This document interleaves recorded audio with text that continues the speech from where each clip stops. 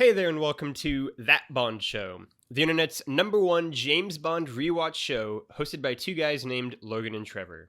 Probably. I am one of your hosts, Logan Wilkinson, and joining me, as always, is my Phoenix son, Trevor Starkey. Happy birthday! Oh, hey, it's my birthday! It's true! Oh yeah, we're doing a very special birthday episode of the show. Yes, we will be going through my childhood favorite James Bond movie today as well, You Only Live Twice, which was a nice little treat. That was sort of unintentionally just planned out really well like that. So we're doing that. You can also go, we'll just hop into everything here. The first episode of the show is also live. Peek Behind the Curtain. We recorded some of these a little in advance. Mm-hmm. So you can also go check out me and Trevor doing Yes, Dr. No. if they're listening to this episode, that episode has been live for like 4 weeks. That's true. But as we record this, it went live just today, January 3rd of 2022, which is my birthday. It'll be going live in about 15 minutes. Yep. Yeah, so I'm officially out of my 20s. I am 30-something year old now. Very exciting stuff. This is That Bond Show, like I said, where every week we will journey through a new Bond movie from Dr. No to No Time to Die.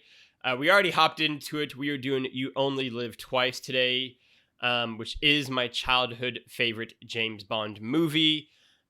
Trevor, like always, I'm going to ask, what are your memories of this one? And for once, it might be something different for the first time in the series. Yeah, I think we've talked about it a little bit before. I had the VHS of this one. Yeah, it's a great VHS. So yeah, one of my childhood, like elementary, middle school, high school friends, basically one of the friends that I would play like GoldenEye and stuff with, gave it to me for my birthday one year, I think.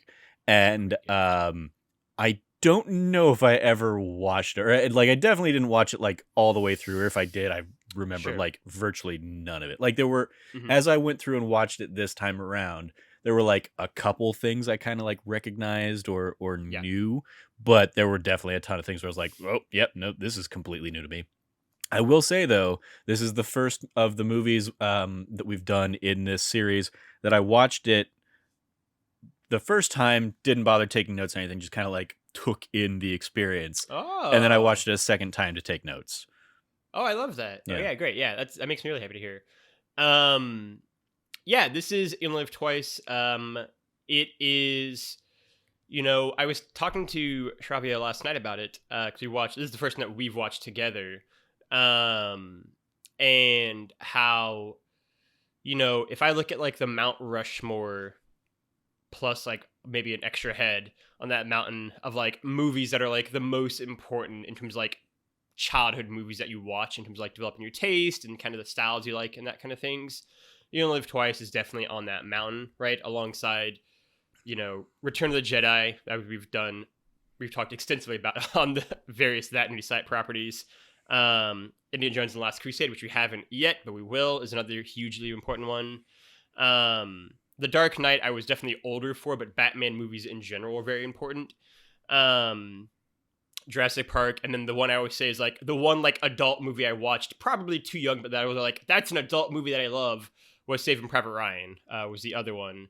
And like those movies, which are very different, kind of formed this like nucleus of my style in films and TV and games. And yeah, it was exciting to finally watch You Only Live Twice for this show. It's actually been really weird. All the movies I named, I've watched in the last like 24 months. It helped that I had a lot more free time than usual, I guess. But getting to watch all of them again and being really happy with how well almost all of them have held up, I think. Especially Return of the Jedi. I stand by that movie as a masterpiece. Has been like a lot of fun again to share them with her, and this is the last one that she had kind of yet to see. Yeah, I mean, this is a movie where I know, like I said, I know that VHS tape so well. I played the shit out of it. We'll get into it more in a little bit here, but just kind of my own history with it. I think we've talked before on this show about how much I loved Spectre storyline and just the continuing storyline in Sean Connery's movies, how they all kind of do tie one to another. And I always loved it as a kid. I always thought that was really cool. I like the fact that You Only Live Twice is sort of unique, both, especially in Sean Connery's one, but even among James Bond at large, where it is literally all filmed in one location. It is all in Japan. There's not like they don't go anywhere else really, and that I think kind of makes it really interesting and unique. And then the fact that I think this movie is interesting because there's just this air of like melancholia. I feel like that hangs over the movie a little bit, and it's partially because the source material they're pulling from is really dark. The book is easily the darkest of Ian Fleming's novels, and also because the behind the scenes stuff, as we'll get into in a little bit, is also very much kind of fraction relationships left and right. That I think makes this really interesting to watch from that perspective as well. But yeah, it is great. You finally get the reveal of Blowfield. You finally get all these kind of iconic moments and scenes and locations. Yeah, so we'll hop right into everything else. But yeah, this is a movie that I very much loved as a kid and teen and 20-something. This is You Only Live Twice. It is the 5th James Bond movie. It was released on June 12th, 1967. The first time that there was a year-long gap in between Bond movies. The last one was Thunderball in 1965. As an extra fun fact, the Queen was in attendance for the London premiere of this movie, which I also thought was just a really cool fun fact as well. Starting a trend of the royal family attending Bond premieres that continues to this day, with Prince William and Kate attending the No Time to Die premiere. Well, fun fact for you. I also saw this one came out pretty much day and date, UK and US. It made it really nice, yeah. And like that is one too where that year-long gap I'm sure helped in that as well, right? Where like the US finally had time to kind of catch up with the UK instead of having these kind of staggered releases. I would like to say it'll be the trend going forward, but it still is going to be kind of wonky for a few more decades. But it is going to kind of start the eventual pattern of them kind of come out at the same time. The star and cast of You Only Live Twice. For the last time for one movie, we have Sean Connery as James Bond. In one of my favorite Sean Connery performances, I think, in the series. But I think the whole cast is great. After Sean Connery, we have Akio Wakubayashi as Aki. Or I do love, I already started into this. I do love the fact that her name is pronounced differently if anyone says it or if Sean Connery says it. Where he does this, he does a very like Scottish just mispronunciation of her name. I would say at least half the time, which I also really enjoyed. Shout out to Shravya watching this. Again, have not seen the first 4, and 5 minutes in the movie looking at me and being like, is he Scottish? And I was like, oh yeah, the most Scottish a man can possibly be is Sean Connery. Absolutely. We have Mi Hama as Kissy Suzuki. We have Tatsuara Tamba as Tiger Tanaka. We have Teru Shimada as Mr. Osatu, thank you. We have Karen Dorr as Helga Brandt. Ronald Rick as Hans, who's the big German baddie in case you never got his name. You Only Live Twice is sort of interesting as well. More fun facts. I can do this whole movie in fun facts. It's sort of unique because so many of the supporting cast never have their names mentioned. Kissy Suzuki's name is never said on screen. You never get Hans's name on screen. You get Hans. You get his name on screen, but it's like never. It's just like Hans Blowfield says it, but like you get so many of the characters' names don't get mentioned on screen, and then they get kind of thrown in the credits after the fact. But yeah, Ronald Rick as Hans. Where was that? Donald Palance as Ernst Stavros Blowfield. This is probably 10 years before he'd be in Halloween, I think, that series. Or was it Friday the 13th? One of the two. Lois Maxwell as Moneypenny. Desmond Llewellyn as Q. And Bernard Lee as M. This was directed by Gilbert Lewis in his first directorial effort with the series. In the Blast from the Past section, we have got the president is LBJ. I decided to include the British Prime Minister going forward because it's very British focused. It's Harold Wilson, ? Again, a little rushy on that, but I'm pretty sure it's Harold Wilson in 67 still. If not, someone can correct me. My grandpa was 29, my dad was 9, and my mom was 5 in 1967. The highest grossing movie in the US was The Graduate. In the UK, it was The Dirty Dozen. So there you go, all the UK viewers. I did check for you this week. The NBA had its first new champion in 9 years. I love this. After the 76ers beat the Warriors in 6 games to snap the Celtics streak of 8 straight titles. Which is a North American sports record, by the way. And the Beatles' landmark album, Sgt. Pepper's Lonely Hearts Club Band, was released as well in this year. And then we've got a whole bunch of trivia for this week's episode. The henchman Bond fights in Soto's office was played by Samoan pro wrestler The High Chief, who is the grandfather of The Rock, Dwayne Johnson. Technically adopted grandfather, but I still thought it was such a cool fun fact. Mm-hmm. And it's one of the few ones for the movie I did not know going into it, so I loved it. Yeah, Peter Maivia, because the Rock originally was, I think, mom. The Rock, like his character originally before he was like The Rock, came out as Rocky Maivia. So yeah. Yeah, so that was a cool one, and also a great fight in the movie. Mm-hmm. While scouting locations in Japan, the chief production team narrowly escaped death. On March 5th of 1966, producers Albert Broccoli and Harry Saltzman, director Lewis Gilbert, cinematographer Freddie Young, and production designer Ken Adam were booked to leave Japan on a flight departing Tokyo for Hong Kong and London. 2 hours before their Boeing 707 flight departed, the team was invited to an unexpected ninja demonstration and so missed their flight. Their flight took off as scheduled, and 25 minutes after takeoff, the plane disintegrated over Mount Fuji, killing everyone aboard. They go into this a little bit in the behind the scenes making of documentary as well. It was, and we'll get into this a little bit in the trivia section, but this is easily the most fraught production. They had both for behind the scenes stuff and also people losing limbs and almost dying, and a lot of stuff went down in this production. Yeah. It was a little cursed, a little Macbeth-esque. Then I've got a whole section dedicated in the trivia to the breakdown of the Connery and Ion Productions relationship. The atmosphere during the production was reportedly chilly. Well, just scratch reportedly, it was chilly.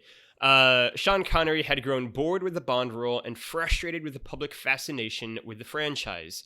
The movie posters declaring that Sean Connery is James Bond didn't help. Furthermore, Bernard Lee and Lois Maxwell were appearing in the James Bond knockoff Operation Kid Brother with Neil Connery, Sean's younger brother, and the elder Connery let them know he was not happy about it. As a extra little fun fact, for 2 movies from now, this would kind of be a thing that would strain Lois Maxwell and Sean Connery's relationship. And in 2 movies from now, when Sean Connery, spoiler alert, comes back for Diamonds Are Forever, the scene they have together is actually filmed in 2 different locations. They didn't film together because their relationship had just kind of deteriorated, and also because production and Sean Connery got to do whatever he wanted on that movie. This is also, it doesn't really fall in this bucket, but this was also the year that Casino Royale came out, right? The original. Yes. Yeah. Yes, this is also in the original Casino Royale. That was not so the fact that there were 2 Bond knockoff movies this year alongside this real one. Yeah, Casino Royale came out a few months before this. Yeah. Yeah, I mean, again, we talked about this, I think, with Goldfinger for that trivia section. Just the proliferation of Bond knockoffs that are coming is reaching its fever pitch here. And I didn't have this in trivia, but this will be the first time in the series where the series sees a decline in box office revenues from the prior film. And to be fair, like I mentioned last week, Thunderball grossed, adjusted for inflation, $1 billion at the box office, so it would be hard to match that again. But yes, this one grossed less than that. Still hugely successful at the box office, but a slight dip from the prior film. While in Japan, Sean Connery and his wife were hounded by the international press, and it is really hounded is emphasize that. During news conferences, the press insisted on referring to him as James Bond. Local newsmen attempted to photograph him in a restroom. 30 extra private security guards were hired to combat the excess noise and hindrance, but even the guards started to take photos. Connery was allegedly photographed on a toilet and the picture published in a Tokyo newspaper. Halfway through filming, Connery announced he would not be returning as James Bond. To ease attention, the producers removed his contractual obligation to do one more 007 movie, despite offering him $1 million to do so. After this movie wrapped, Connery was reportedly asked whether he found... This is all extra stuff that is not really related to the thing. But it does have a great line in here where Connery didn't go out of his way to be too personal with interviewers. And one interviewer was aghast that the actor showed up in a casual t-shirt with baggy trousers and sandals and not wearing a toupee. "Is this how James Bond dresses?" he asked, to which Connery replied tersely, "I'm not James Bond, I'm Sean Connery, a man who likes to dress comfortably." The documentary goes into this a little bit more, not too much, again, almost like it was produced by Iron Productions, but a little bit, and they kind of delve into just how ridiculous I think the press coverage and kind of fan intrusion into his life had gotten for Connery. There's a scene in the documentary where like Connery basically like walks out of the elevator to like go to breakfast just in the hotel or anywhere else, and is just like immediately surrounded by just like press everywhere. Like he can't even move, and just like literally turns around and walks back into the elevator, and then like Cubby Broccoli comes out and says like, "This man hasn't got to do anything. Like, he hasn't even left the hotel. He's already getting swarmed." Like, basically, like, scolded the press, like, give this man a break, because I'm sure Cubby Broccoli is trying desperately to keep Connery from leaving the series. To no avail, obviously. Yeah, I mean, we talked about it a little bit in Thunderball. Connery, I think I even have it in the trivia later on, basically became like the proto Harrison Ford in terms of like the relationship. Yeah, I did. Yeah. The relationship he has with a character. Yeah, Sean Connery, pretty much from this movie onwards, would always have a kind of tumultuous relationship with James Bond. He didn't want to be typecast as a character, part of the reason why he left. He didn't want to have all this attention and media surrounded him.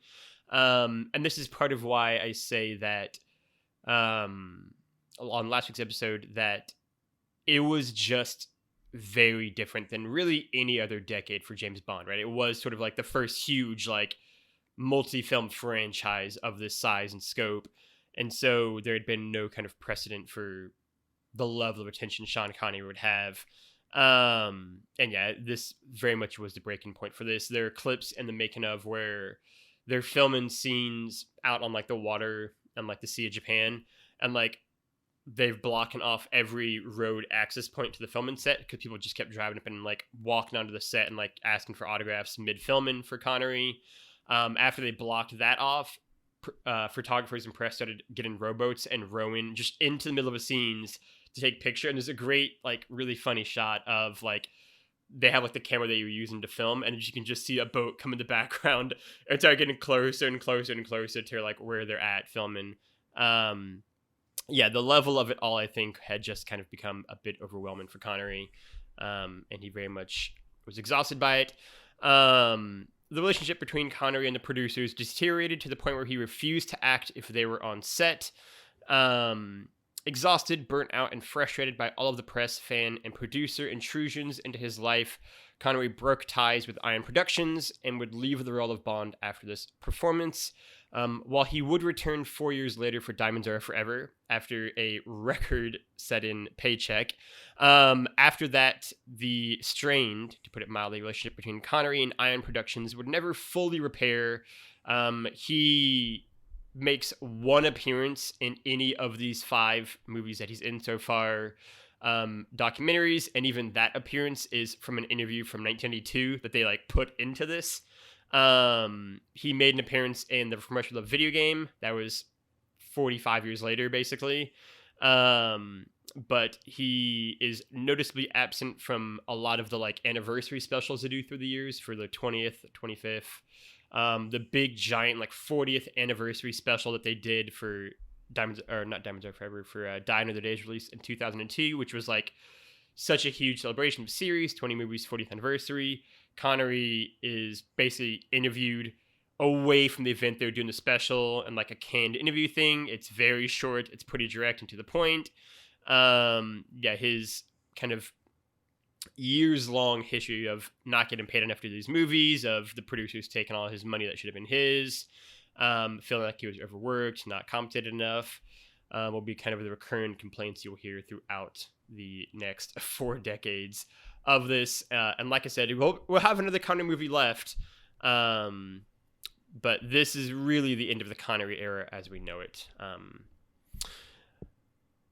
And yeah, those are the kind of the Connery Iron Productions breakouts. I didn't have it in here as well, but I'd be remiss if I didn't also say that in addition to all of that behind the scenes problems, this is also when Harry Saltzman and Cubby Broccoli also begin to have their own personal falling out that we will delve more into in a few extra movies. But they, I think, probably strained by all of Connery's stuff, their bond also started to get a little bit more strained. After that, the volcano set cost almost as much as Dr. No's entire budget, $1 million, and was so large it could be seen from 3 miles away. This is the only Iron Productions James Bond movie to date in which James Bond does not get behind the wheel of an automobile. An extra fun fact as well in that is that the 6'2" Sean Connery was so tall that the vehicle that they used to drive him around in the little coupe couldn't fit him. And so they had to basically remove the entire roof. It's not a convertible. They just took the entire roof off to fit him into the car because he was so tall. Aerial unit cameraman John Jordan lost his foot while working on this movie. He would, however, go on to film the next Bond movie, On Her Majesty's Secret Service, a film with extensive aerial filming sequences in it. They're really, really beautiful shots in that movie that he would help film. Ken Adams' iconic volcano set was constructed at Pinewood Studios and consisted of a movable helicopter platform, a working monorail system, a launch pad, and a full-scale rocket mock-up that could simulate liftoff. 700 metric tons of structural steel were then used for the London. Hang on, I'm getting up. 700 metric tons of structural steel and 200 miles of tubular steel were used. Adams once said that the set used more steel than that used for the London Hilton Hotel. The set also used 200 metric tons of plaster, 500,000 tubular couplings, 8,000 railway ties for the monorail, and over 250,000 square yards of canvas to protect the set from the weather. Were all used for the set, which cost over $1 million and was visible from, again, over 3 miles away. It is easily, I think, Ken Adams' kind of greatest Bond set design. It is endlessly iconic, memeable, parodiable, featured in Dr. No and about every other thing that parodies Bond. You usually see the volcano layer somewhere there as well.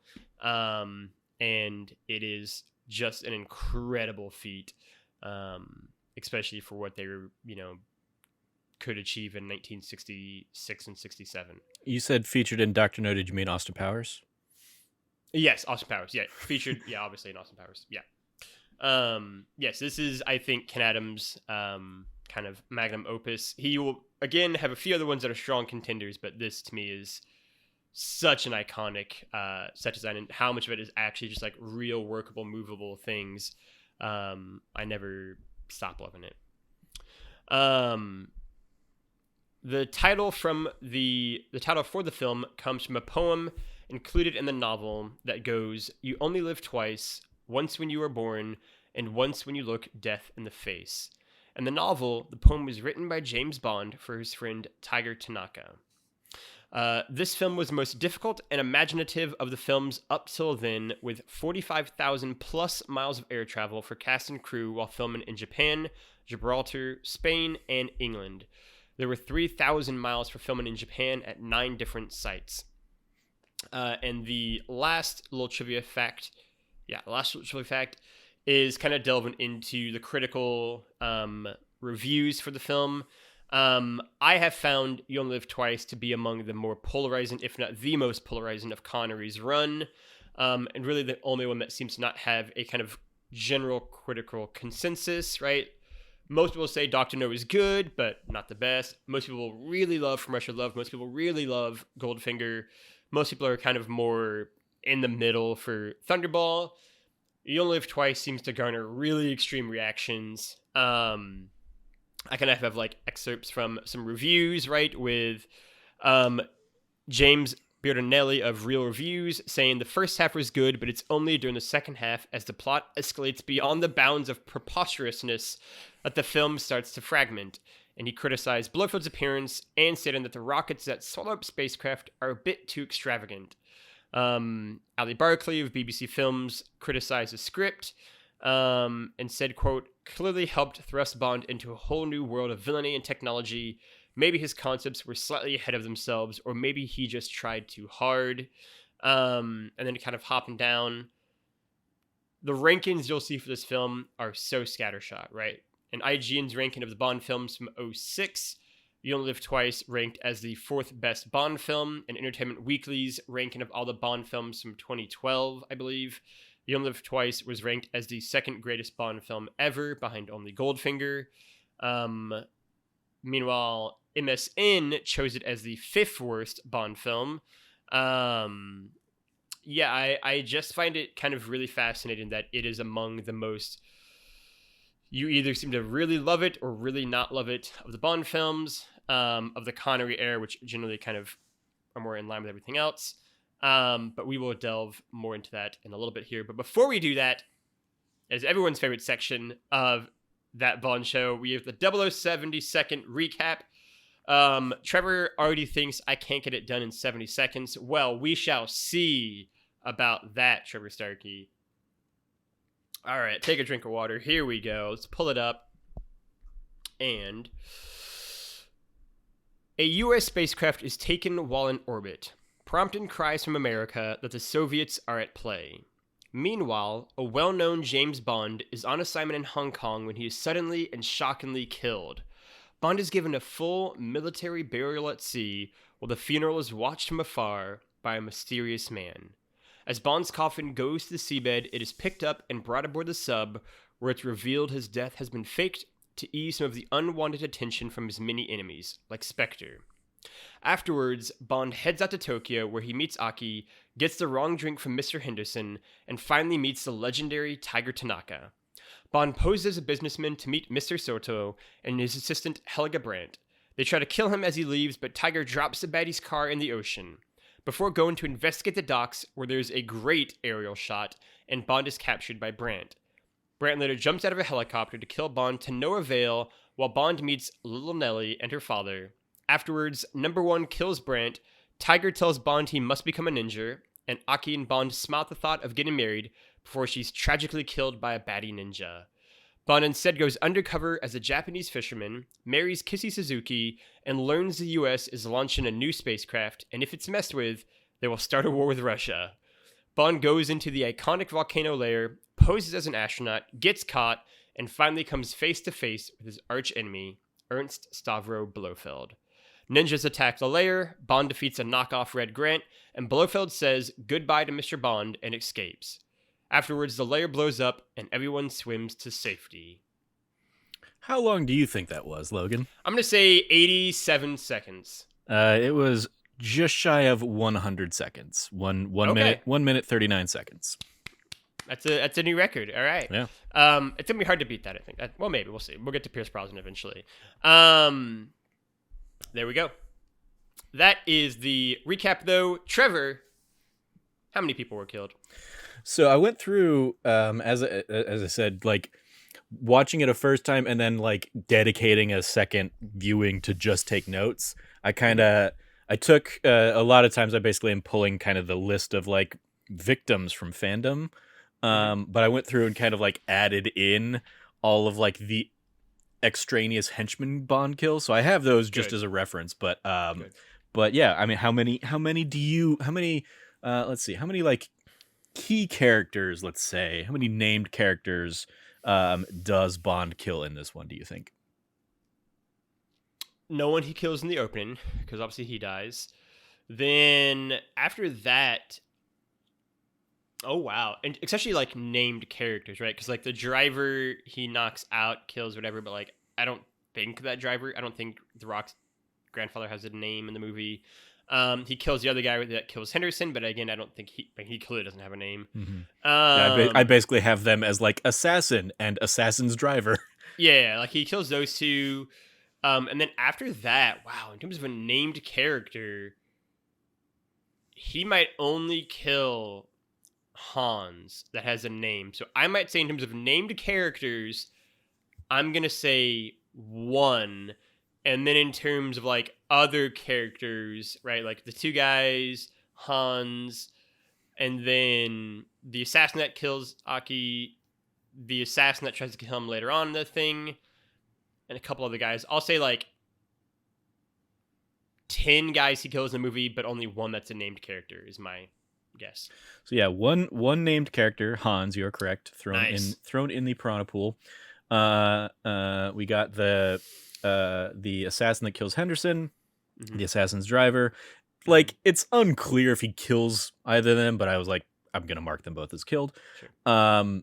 He shoots and kills presumably 3 henchmen at the dock. That's what I thought. Okay. He kills all 4 of the helicopter pilots in Little Nelly. Yeah, okay, yeah, sure. And then you got the poison assassin and the assassin with the bamboo knife. And then the only other one you missed was the crater door henchman in red that he shoots with the cigarette rocket. You're right. But yeah, okay. I mean, like going with the like Hansness of it, you nailed that. So yeah, you only missed a few of those miscellaneous ones, but yeah, I mean, this I feel like is the most direct bloodshed that he causes. It's just mostly like unnamed henchmen, unnamed people. Yeah. It's an interesting dichotomy. Yeah, it is probably the most people he's killed so far in the series. It's also probably easily the most like killed just across the board in the series because there's an all-out war between ninjas and Spectre. Yeah. But the fewest he kills. And it's interesting too because obviously it's not in the trivia, but this is obviously the first time in the series where the bad guy at the end of the movie gets away, right? Like he doesn't stop the bad guy. Which I thought was an interesting aspect as well in terms of like obviously lowering his kill count because he doesn't kill the villain at the end. But admittedly, also like there's been a couple I think already where like he's not the guy that kills like the big bad at the end. Somebody else takes them out. Sure. I think he killed Dr. No and he killed Goldfinger. But then Rosa Klebb was shot by Tanya and Largo was shot by Domino. Yeah, so. Yep. All right, that is a success then. Trevor, what did you think of You Only Live Twice? So there are elements of this that like I really like. Like I do love like the spectacle of the volcano lair. Yeah, that's great. It's very clear how much money they put into it based on just how much they try and show it off. Like the first time we actually see it, it's just like almost a minute of just henchmen like running around when the rocket is like the scene before is like the rocket is coming in, so they're like opening the door. And it's not that the rocket like comes in and lands in that scene. It's like a minute of just like everybody like running around the set to like prepare for the thing to land. And then it comes back to that scene like later. But yeah, like the fact that it had like, I mean, you ran through it in some of the trivia, but like it has a working monorail system. Yeah. And the like the helicopter pad, the simulated like rocket launch thing, which is like you can, I mean, like in the one shot they show with like the rocket launching, you basically see it like riding up the track of the kind of the I don't know, scaffolding on the side or whatever. But it's like, yeah, they definitely like put the work into that set. So that very impressive. Yeah. and so one of the things we didn't highlight in the trivia and the kind of the cast and crew is Roald Dahl of Yeah. like Charlie and the Chocolate Factory fame, the screenwriter on this.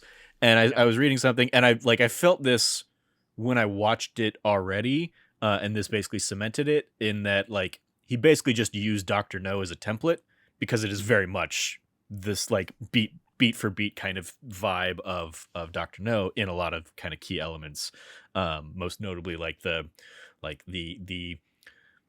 presence of Blowfield, and we finally see him for like very briefly at the end of the movie kind of thing,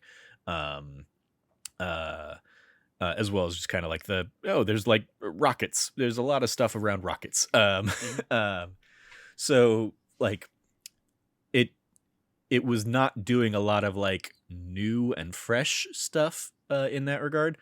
This was also the movie where the dubbing and the like poor casting choices and I like poor casting choices in terms of like they cast a ton of people that like didn't speak the language that they needed them to speak, or like I was seeing in one of the trivia things like the woman who played Kissy at the end like couldn't swim, and that's a pretty key like part of her character. Connery's wife did swim in. So Connery's wife kind of went in and was like the stunt person for that. So like that dragged down a lot of elements of this movie for me. It's also like it was the most abundant I noticed the dubbing throughout the movie, kind of across a lot of the characters. I mean, like the first one that like really jumped out at me was like Henderson. I'm like, why is he getting dubbed so like the lip sync got really off like right before he gets killed, and I was just like, what is happening in that scene that like whatever. So yeah, like I had a lot of issues with just kind of the production elements of the film, and then like this didn't really like bring it down, but like there were just so many confusing elements where I'm like, okay, so there's like multiple scenes where it's like they're showing camera angles like on set of things, and it's like, but they're like, how would cameras be there when the car gets like magnetized like and dropped into like Bond is watching that in the car of his like in the TV in his car. It's like, so Tiger has like two helicopters out there, one to pick them up and one to just film this for Bond. Okay. But more egregious is like when Tiger like shows him like the footage we just saw of him like running through the subway after Aki into like down into falling him all the way into like him sliding into that chair, like plays on the TVs there. It's like, you just like literally just replayed the scenes we just saw. And then similarly, like there's, like Blofeld's like lair has footage of the satellite in space, or the rocket in space. So it's like, okay, so they also have a satellite up there filming this. And it's like, there were little things like that where I was just like none of those add really anything. Like, I mean, for the only one that like really ties into anything is like, you could have just had Bond see the helicopter dropping the car into the sea as they're, driving along the coastline or whatever. So there are like a lot of weird choices like that bugged me.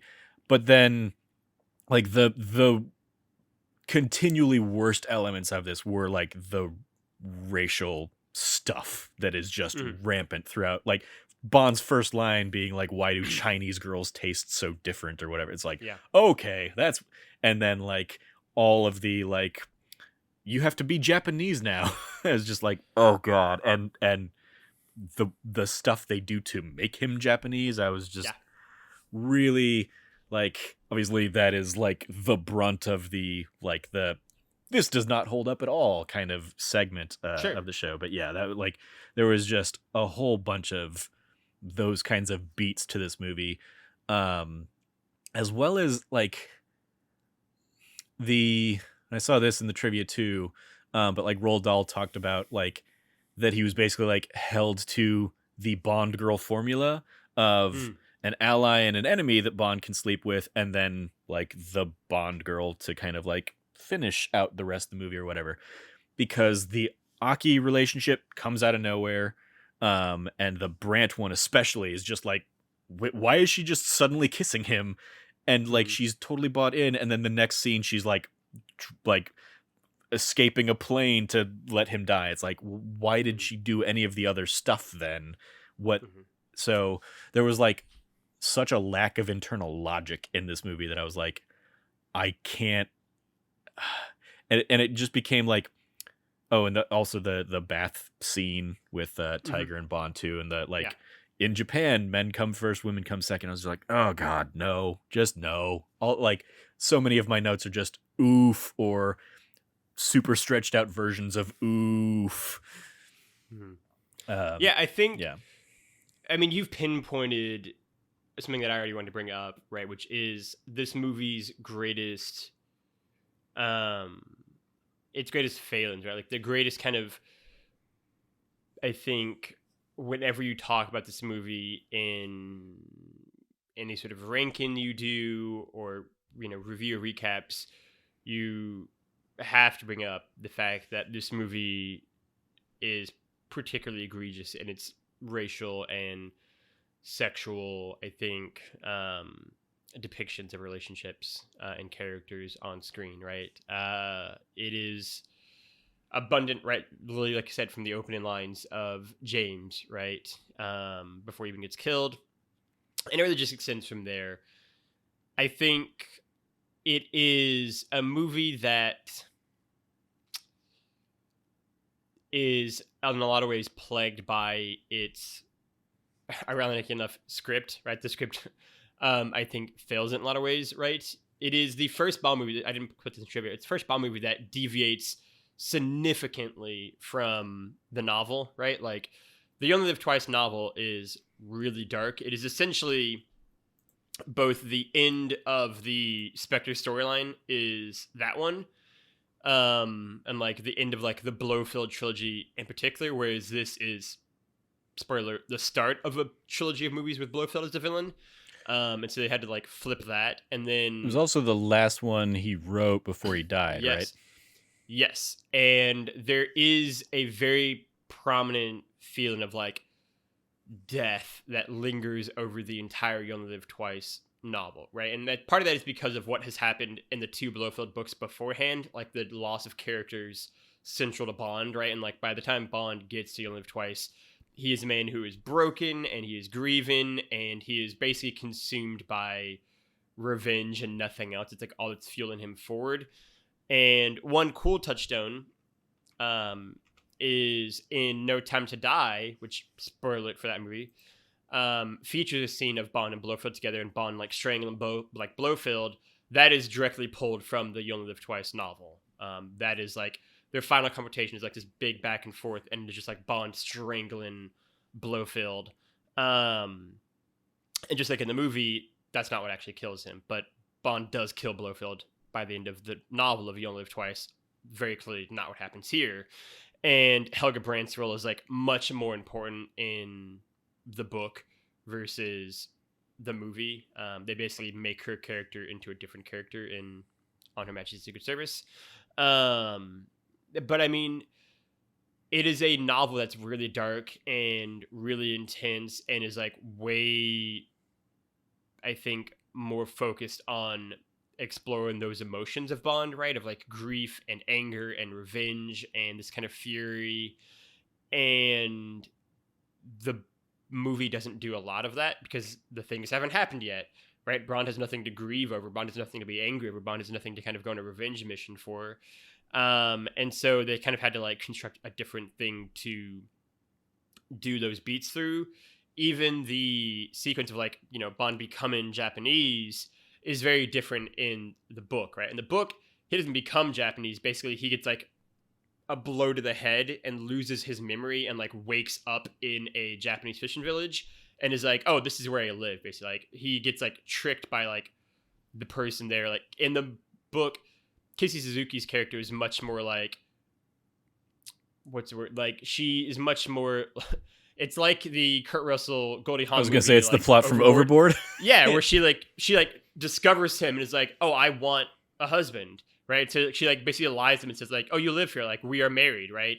And so like the marriage ceremony is like an actual marriage ceremony in the book, like it actually happens, and like as a peek behind that, like you said, this is the last scene from a novel, and it sort of has a happily ever after in the sense of like Bond just like ends the book with like he's fulfilled his revenge, whereas he's killed Blowfield. He's like done with MI6, and he just like kind of retires back to like this fishing village in Japan, with Kissy, and like obviously she says I tricked you, and then he's like that's fine, but like it's not him like going native. It's more of just like he gets a blow to the head, doesn't remember who he is at all, and she says this is who you are, right? And so even that element of it has a somewhat more logical explanation for it in the book than it does in the movie. They don't like change the appearance at all in the books. That's not what they do. Yeah, I mean, this movie is plagued by that, right? And I wish it wasn't, right? Going back to it again, this is such a whiplash experience for me, right? Like I haven't seen You Only Live Twice in probably 5 or 6 years, and I was less ecstatic watching it than I wanted to be, right? As you know, as we talked about at the beginning, this is my favorite Bond movie from when I was a kid, for completely, I think, understandable reasons, right? Like there are lots of Spies great plus movie, right? ninjas. That's, I mean, Yeah, like that. I literally took that note at some point. I was like, spies plus ninjas equals like childhood favorite movie yeah, kind of thing. yeah. Like the spy, like I think it's super cool. Like the spy stuff is really fun if you're a kid, right? And like I think the volcano layer is great no matter what age you are. I think that whole like volcano layer is a dope location.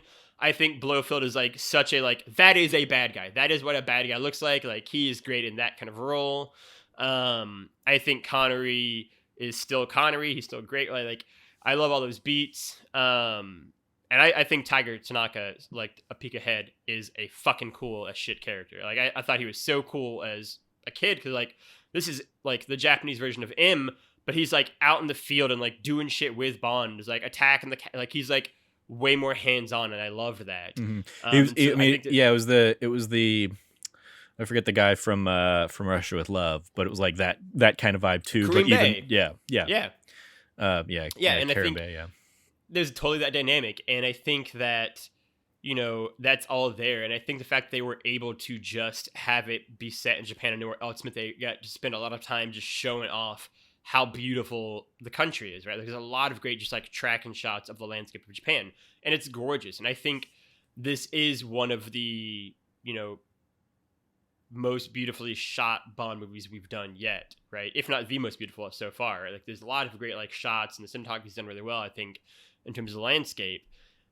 But then you come back to the movie has a problem with race, and the movie has a problem with, I think, the way it like over sexualizes or fetishizes, I think, Japanese women. And we come back to that, and those have always been the critiques of the film. This is not like a new thing. Mm-hmm. But I think watching it again now, I was struck more by those things and less by the things I really liked. I just think the movie has a problem with that, right? And it's there from the opening seconds, and it kind of weaves its ways throughout the entire film. I actually like Bond and Aki's relationship in the movie. It does just happen. There's no sort of like backstory at all. Like she's just like, I'm gonna kiss you and fall in love with you now. But like once they're like a duo, I think they do play off each other really well. Like I think they are like a really sweet duo. And I always really loved the shot of like, Tiger being like, you need to get like a wife, and like them looking at each other and smiling. And I thought was like always like really cute.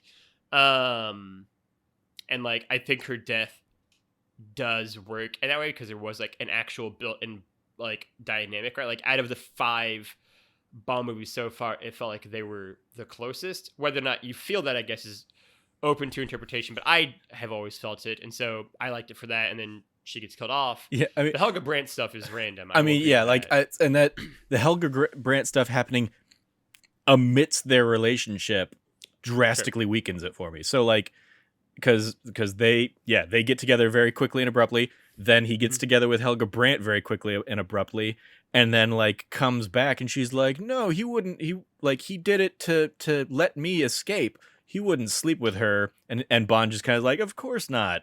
And like we know that he clearly did.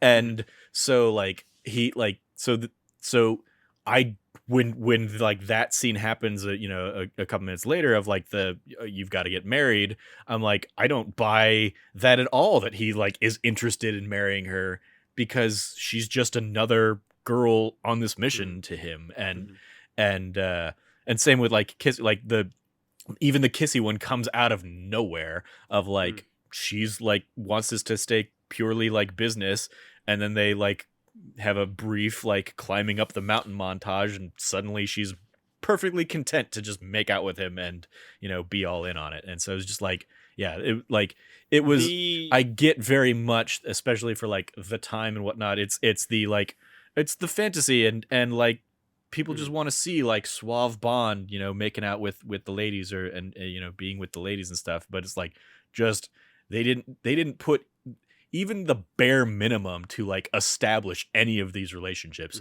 They did not put into it. I think for me, and this is something that like I've always thought and felt as a kid, is I think the most egregious thing in the movie continuously is Kissy's character. And in particular, her face does not look like a pig. Yeah. The, like pig face, like the way they like smack her down so much before you finally see her. And like, I think it's in their mind, it's meant to be like a thing of like, oh, she's actually really beautiful, like reveal kind of thing. But like that could have been done a million other ways other than being like, she's ugly like a pig. And then like hammering that point home multiple times. Even as a kid, like I always get those scenes, I'm always just like, this is not like, I know not to make fun of someone, even as like a 7-year-old watching this movie. I'm like, this is like a lot thing. And yeah, like, 2 decades later watching the movie again, I'm still just like, this movie goes out of its way to be mean to Kissy Suzuki, and it has no reason to. And like, it's weird because we get back into like the things that plague the book versus the things that plague the movie. And like the book, Aki's character doesn't exist. Bond doesn't sleep with Helga Brandt. It's just Kissy the entire way through, really.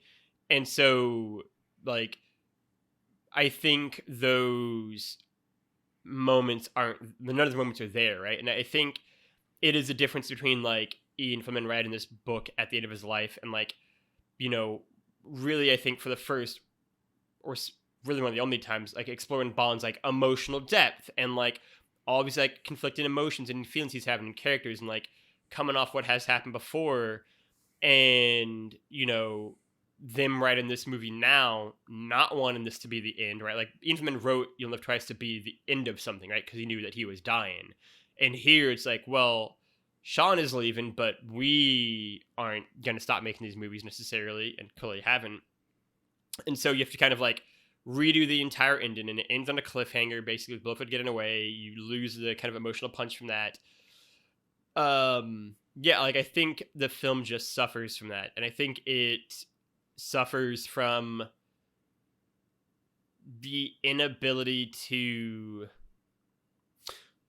I think this is the first Bond movie in the series where it feels like it was written like a Rudyard Kipling novel in the 1880s, right? Like it was written from like colonial perspective, and I think the series hasn't really had that to this extent before, and like it helps that like most of the ones before this have been set in like Europe or America. Like Dr. No, there's like there's not great stuff between like him and Core, but like this is the first one where it's like egregiously like they are like exotic, right? It's how they view everyone in the movie, because it's set entirely in Japan. He's dealing with like mostly Japanese actors and actresses, and I think there was just like this like sheen of like exotic attached to the film that doesn't age well, right? I mean, it's basically introduced as that with Henderson. Yeah, 100%. I mean, that's exactly what Henderson's character is, basically. And so I think it falters from that, right? Like, I think it is just a disappointment. And, I was thinking a lot about this movie after I got done watching it, as you might imagine. And, you know, I talk about this a lot with the James Bond series as a whole, actually, or Star Wars, right? Series that I really love. And I think, you know, so often people who love things and who are fans of things are afraid to point out the things that haven't aged well or never aged well or that are bad about the series or that are problematic or whatever you want to call it. And I think, you know, if you love something, you have to be honest about the things that are wrong with it. And, you know, as we talked about already, like, this is my favorite movie growing up as a kid, right? Through like being a child, through my teen years, I loved this movie. And I acknowledge the things that weren't great about it, but it's kind of like, yeah, but like the movie's still a lot of fun. I still love it. And I think now I'm at a point where I'm increasingly just like, this movie's got so much extra baggage that is just completely unneeded, right? Like, it would be still really bad and not great if all of these things were things that were like integral to the plot of the movie, but none of them are. They're like all throwaway lines that are just like doing damage to people for no reason, right? Like, there's no reason for Bond to say like, why do Japanese women taste differently? That he could have said anything in that. He just had to say one line and then he's gonna get killed, right? Like, it doesn't matter what he says here. Why make it be like a weird racist line, right? And like everything with calling Kissy like a weird pig face woman, it's like there's no reason to do that. Like, you don't have to be mean to her. You can just have her be introduced and like, oh, look at this, you know, beautiful woman. That's all we needed. Everything with Helga Brandt, everything with Aki in terms of how the relationship start, like, there was no reason to do any of the whole bath scene. Like, there's no reason to make this weird sort of like racial, like exotic woman phenom be so prevalent in the film, because there are elements that obviously aren't great in the prior Bond movies we've done, and even in the novel, right? The Only Price is hardly like a perfect Bond novel, but the way they went about crafting this movie felt so much like they just almost went like out of their way to just be like racist, and it is just increasingly unappealing, I think, because of that, which is a shame, because like I do think this has so many of my favorite like beats from Connery's run and from the series as a whole in it, right? Like, that is sort of the thing I hate most about watching it now, is that like I do love the volcano layer. It is like my favorite layer of any Bond movie is this volcano layer, right? Like, Blowfield's appearance is like my favorite like look of any Bond villain. I think it just looks so great as a villain. Like, I do think Tiger Tanaka is great, right? Like, I do think, you know, Little Nelly is like a completely ridiculous gadget, but I love it because of that, right? Like, it's just great. And I think it's all packed inside this movie that refuses to just be a ton of fun and great and quippy and like really fantastic, right? Because even in like Goldfinger, which we each have as the best Bond movie so far and will be one of the best, I think, to the very end, and that you still see like ranked as like the best or second best Bond movie to this day by a lot of people. That movie has stuff that isn't great in it, but they're like two lines in essentially. They can kind of be like, that wasn't great, but like the other part of the movie kind of rounded is largely fantastic, and so it's like not as like in your face about it. Whereas like In Love Twice, they'll have like a 5-minute run of like, this is really good, and then like I'll be like, we're gonna be racist for a minute or two now, hope you don't mind, and it's like, oh wait, I don't want that actually. Mm-hmm. And I was just on Goldfinger, it's like, and also if we could just forget that this woman's name is Pussy Galore, like, Yeah, that makes the movie so much better. But you know, we can't. yeah. There were two, or at least one. I might have lost my train of thought on the other one, but one thing I want to. Two things I want to highlight kind of in this conversation. One of the like most egregious things, in addition to just all of the rampant racism, is the Moneypenny line of like, oh, by the way, how was the girl, the Chinese one we fixed you up with, which is basically just like saying that MI6 is completely complicit in like international prostitution for the benefit of James Bond. And it's like this, like that. Oh, I was like, okay, that's blah, blah. But then the other thing, going back to the bath scene, like, it was so distracting of just like the racial like overtones and just like the needlessness of that scene, that the first time I was watching it, I missed that that's where they like mentioned Spectre for the first time as like, like Osato Open the Chemicals door is there, like yeah. is a front company for Spectre, and like Bond basically like introduces the idea of Spectre there, because like the first time I was watching it, like I kind of like took a mental note of like when we get into the volcano lair and when we get like the Blowfield Blofeld kind of like petting the cat for the first time is like an hour and 5 minutes into the movie, and that's Mhm. like if you take that like line out from the Spectre bath line scene, out, yeah. that's the first like introduction that Spectre is like the big bad behind this thing.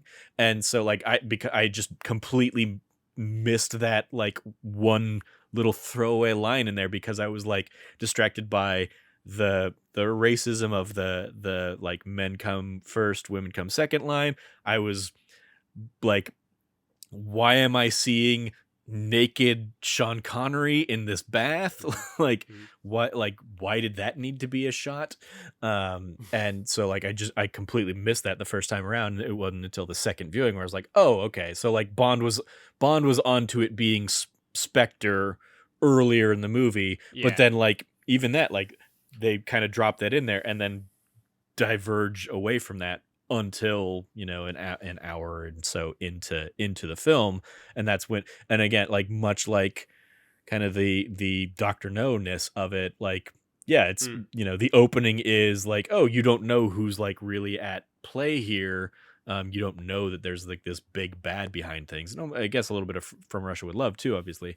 And so like it was just like this weird, like I knowing and like putting the movie on and seeing that like, oh yep, there's Blofeld in like the preview of it. I was like, okay, I know that, like, just because I know that this is all part of a larger saga, that Spectre's like behind all of this. But like within the movie, if you don't know that, kind of it's like very loosely established until that late in the game. I will say this too. Um, I think this might be the last Bond movie until Spectre, the movie from 2015, that actually says Spectre. Because in Mm. this is the start of the Blowfield trilogy. Obviously, Hmm. like I already talked about, like this, On Her Majesty's Service and Diamonds Forever are all Bond and Blowfield going against each other.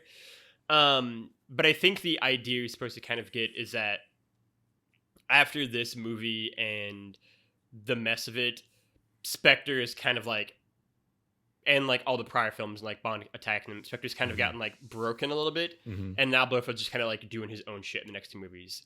The real life reason is because they were being sued by Kevin McClory for the next 40 years, and so they just were like, we're just not going to use the name of Spectre.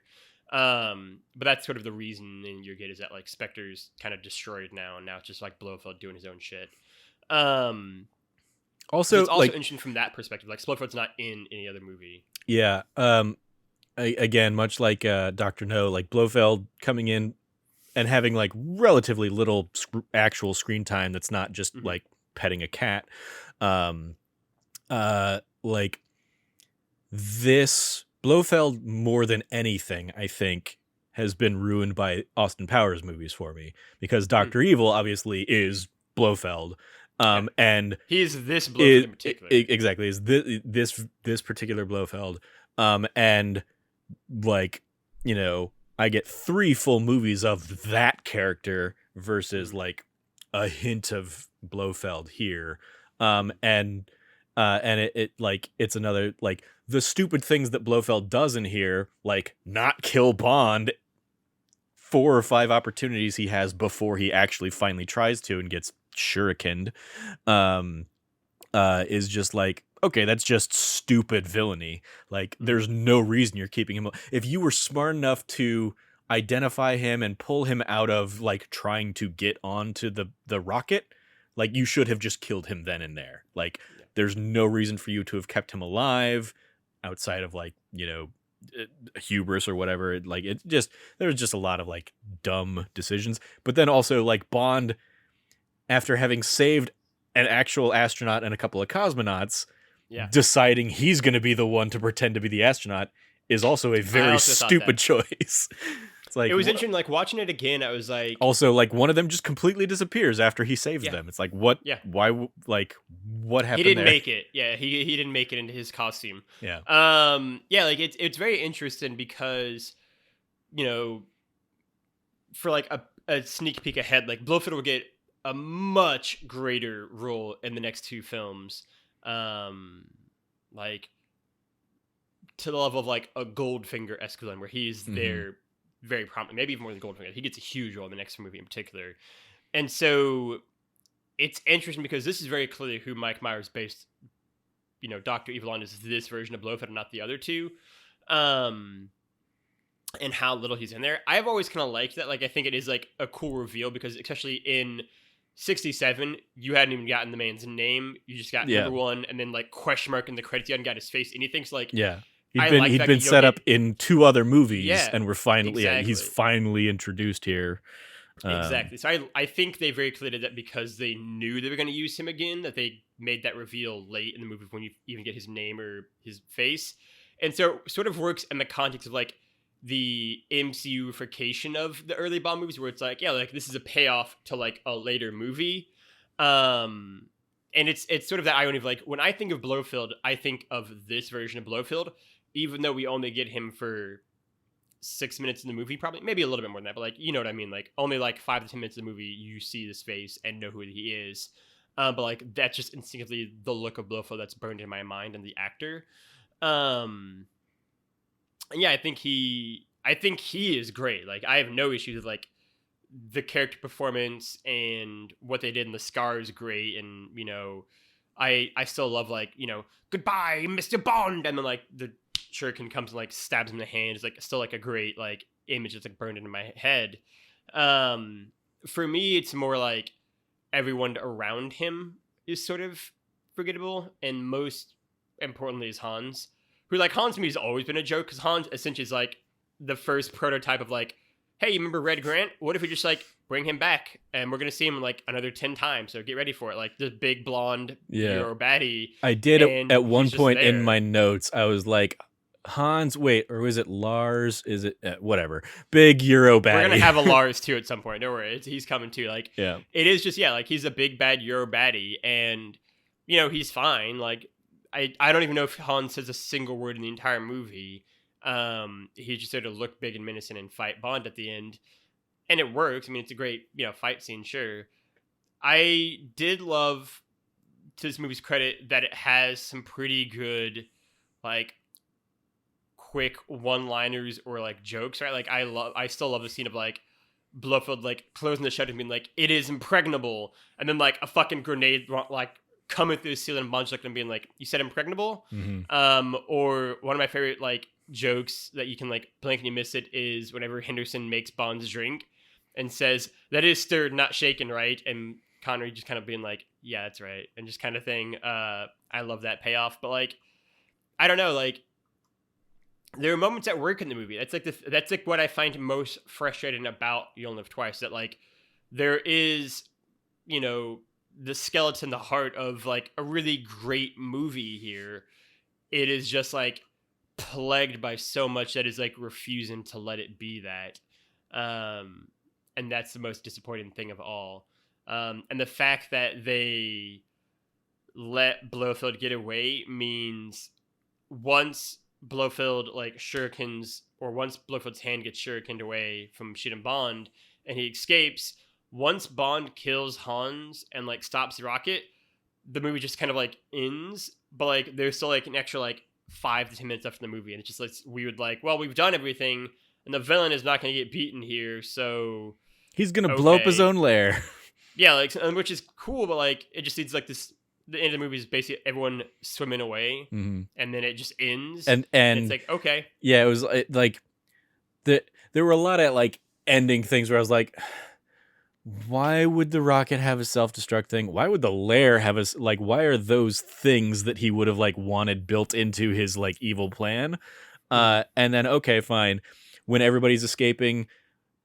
Presumably they're escaping through the same like gas-filled tunnel earlier that we saw earlier, and also somehow like they're escaping and planes are just dropping like life rafts and stuff for them. how did they know what to like? Tiger Yeah, messaged them, I right? guess, Theoretically, yeah, right? but like even there, you have to I mean, like you have to bend time to like justify how long it would have taken Kissy to go get them, and then for them to all like come back up. Yes. And then also Kissy is like wearing like a little like parka or something like while she's in there fighting, and then suddenly she's just back in her bikini at the end. It's like, Mhm. but why? But why? But why? I Um, think, yeah.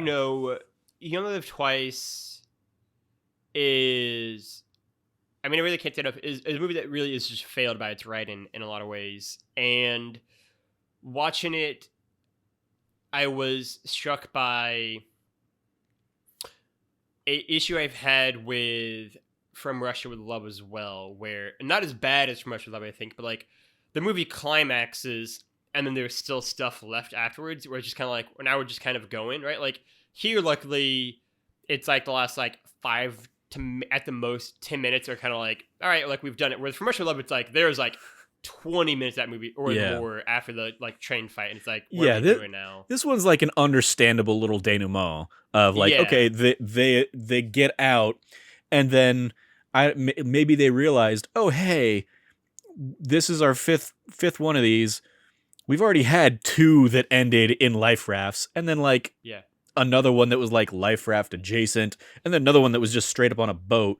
So how can we do something different on this one? Oh, let's have M and Moneypenny in their submarine come up right underneath And these guys. I do think that's a great little like, yeah. It's a fun variation on that, Yeah. and a fun little like end gag kind of thing. But yeah, it like when the life rafts dropped, I was like, are they really going to end another one of these with like Bond and the girl in a life raft?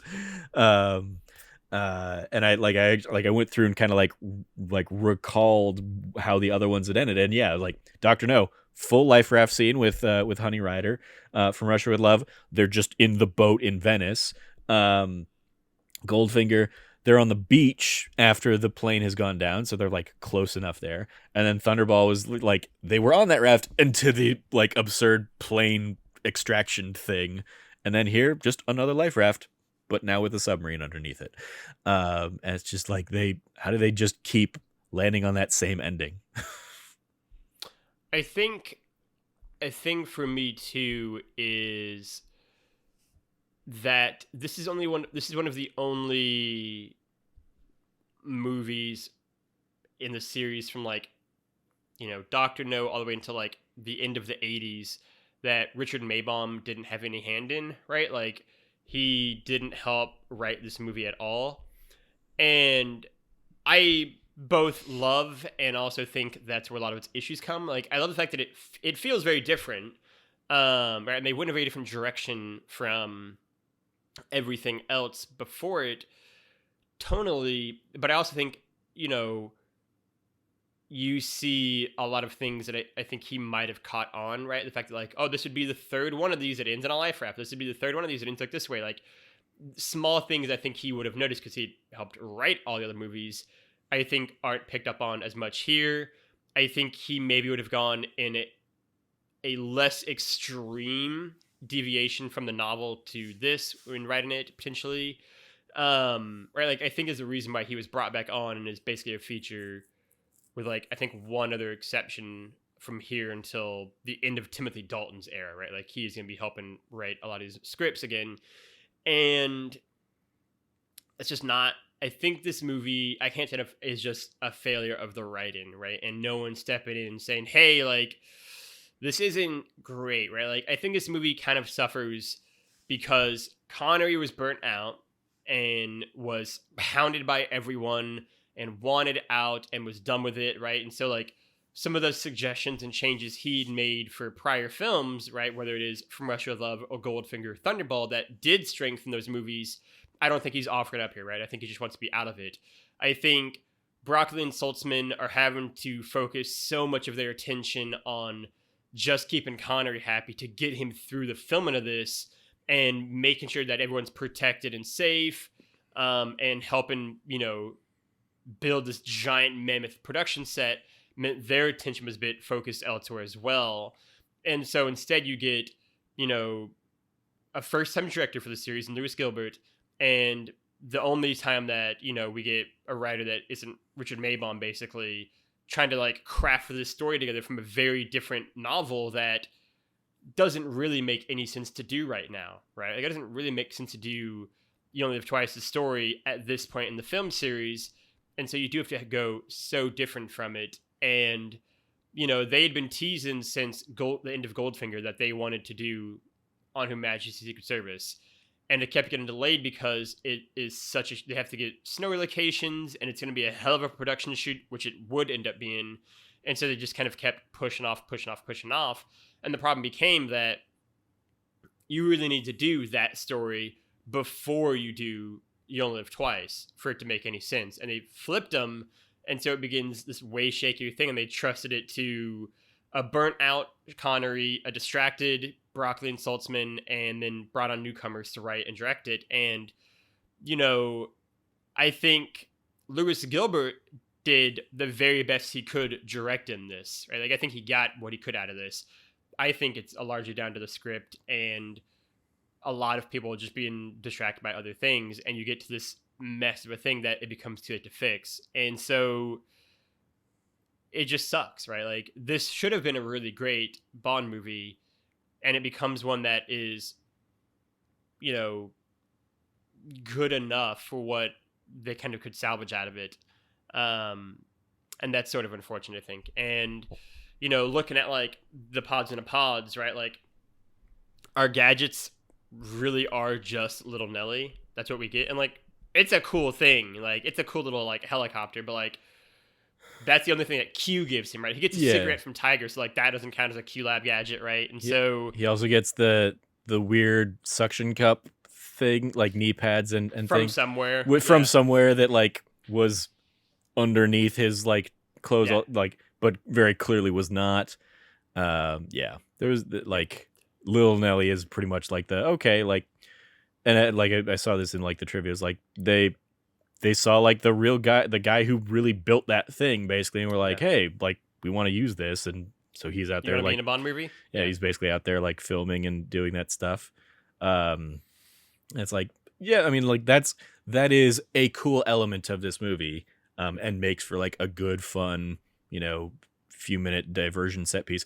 But then even that, like, especially the second time I was watching, I was like, if those helicopters never came out, Bond never would have known that the volcano needed further investigation, because he literally just said like, it's just volcanoes, and would have like completely, continued driving by or whatever until the helicopters come out to try and intercept him, and then he just takes them all out. Spectre was, you could argue, sloppy across the board, because even killing that one woman at the end of the movie who had like gone in like the gas cave, like having that as a thing alerted them at the end that like, oh shit, there's something here probably, right? Like, over there, right? Like, I mean, if the gas hadn't been in there. Yeah, well, yeah, I didn't read that as like them killing her. It was like they have the gas there that killed her to like as kind of a preventative measure. And the problem is that like she went in, died, and then the boat just kind of like took her back out to sea where she was discovered. Yeah. Like, versus if she had gone in there and somebody was just there to shoot her, I guess. Yeah. Then it would have been like, okay, well, yeah, that's cleaning up that loose end. Yeah. Trevor, it's time for Villain's Corner. Where do you rank Ernst Stavros Blowfield, part 1? Blowfield's going to get we'll have to have a conversation about this, which I guess we can do right now. Blowfield's going to be a villain 3 times. Are we ranking him? Do you want to rank him cumulatively? He's going to be even more than that once we get into later eras, but yeah. So like, do you want to? That's true. That's true, actually. Do you want to rank him, I guess, cumulatively, or do you want to rank each different version of that character? It's a tricky one. That's why. Yeah. I mean, like, correct me if I'm wrong, but the next, like, we don't get this Blowfield again, right? Like, it's another actor playing Blowfield next time, and then is it one more actor who plays him in the next 2 movies? It is, Or is it like a different this actor each time the next couple times? Yeah, this is the Blowfield trilogy. Every time in each of these 3 movies, he's played by a different actor doing a completely different interpretation of the character. Then I mean, I would you say could you argue, gotta make them all kind of their own separate things. So you could like this would be argue this Blofeld. and the version of Blowfield in On Her Majesty's Good Service are the most similar. Their appearance is a little different. Basically, spoiler, he's not gonna have a scar, but he's still bald. And he's playing a version sort of like this, but it's definitely a different interpretation. And by the time we get to Diamonds Are Forever and the end of the trilogy, that is just a wildly different version of that character. So I'm totally fine ranking them separately if you want to go that route. Yeah, I'd say so. Then where do you rank Blowfield? Version 1.0. I mean, like, again, That's sort of the tricky thing. Dr. Evil has ruined this yeah. version for me. And so this version is a scar and bald, so he has like a look, but like his plan fails stupendously, and is like basically of his own doing, his failure in it. So like I would especially because he has been built up over 2 other movies, into this one. He just kind of ends up turning out to be a wet fart for me. So he ranks, I mean, I would probably put him below Largo even, maybe above Rosa Klebb. But I might even put Rosa Klebb above him. I like this version of Blowfield. I think he's one of my favorite things about it from childhood to now. Right? So like obviously I would have him ranked first. But I'm also content to You'd put say him that over Goldfinger? I think part of this is they're all rolled in together, right? Like when I think of Blowfield, I think of just like the Blowfield run, right? Mm-hmm. And so trying to like take that apart, right? And like it's like trying to like rank Thanos from like his appearance at the end of like the movie where he makes like a cameo on like the throne and be like, where do you rank him? And it's like it's such a weird appearance because he gets so little to do here because it's like they know they're going to use him again. So, like, I'm content to say that, like, you know, he's in the same neighborhood for this version as, like, Largo, Klebb. Like, I would have him ahead of Klebb. And then I'd probably put him below Oddjob and above Largo, personally, for, like, this version of Blowfield. But that is negotiable for me where you want to rank him. I mean, it's your birthday. So, I say under Oddjob is fine. I'm not gonna fight that. Blowfield 1.0 I'll do. Which means that our Villains Corner ranking, and we haven't talked about it at all too, which I feel really remiss for.